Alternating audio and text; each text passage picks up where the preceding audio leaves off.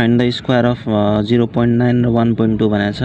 अब 0.9 को स्क्वायर निकाल्दाखेरि हामीले के गर्न सक्छौं भने 0.9 होल स्क्वायर गर्न सक्छौं।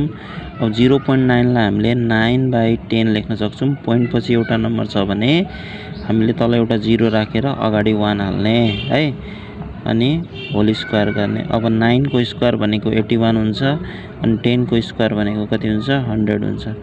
अब यदि हाम्रो तल दुईटा 0 छ भने 81 लेखेर यो दुईटा नम्बरलाई काउन्ट गर्ने, यता लास्टबाट एउटा दुईटा अनि पोइन्ट हालेर यहाँ 0 हाल्दिने।